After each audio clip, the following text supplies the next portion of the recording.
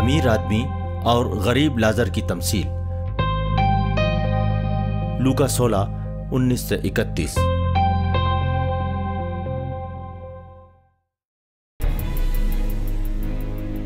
ایک امیر آدمی تھا جو بیش قیمتی لباس زیب تن کر کے دعوتیں اڑایا کرتا تھا۔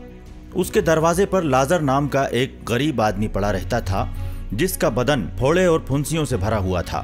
وہ امیر کی جھوٹن سے اپنی بھوک مٹانے کے لیے ترستا تھا اور کتے آ کر اس کے پھوڑے اور پھنسیاں چاٹا کرتے تھے۔ وہ غریب آدمی ایک دن مر گیا اور فرشتوں نے اسے لے جا کر ابراہیم کی گود میں رکھ دیا۔ امیر بھی مرا اور دفنایا گیا۔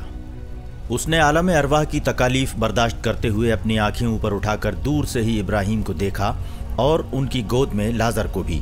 اس نے پکار کر کہا، باپ ابراہیم، مجھ پر رحم کیجئے اور لازر کو بھیجئے کہ وہ اپنی انگلی کا سرا پانی میں بھگو کر میری زبان کو تر کر دے، کیونکہ میں اس آگ میں تڑپ رہا ہوں۔ لیکن ابراہیم نے اس سے کہا، بیٹا یاد کرو، تمہاری زندگی میں آرام ہی آرام تھا اور لازر کی زندگی میں تکالیف ہی تکالیف۔ اب اسے یہاں راحت و آرام مل رہا ہے اور تمہیں تکلیفیں۔ اس کے علاوہ ہمارے اور تمہارے درمیان ایک زبردست کھائی ہے، اس لیے اگر کوئی تمہارے پاس جانا بھی چاہے تو وہ نہیں جا سکتا اور کوئی بھی وہاں سے اس پار نہیں آ سکتا۔ تب امیر نے کہا، باپ، آپ سے ایک درخواست ہے، آپ لازر کو میرے باپ کے گھر بھیجئے، کیونکہ میرے 5 بھائی ہیں۔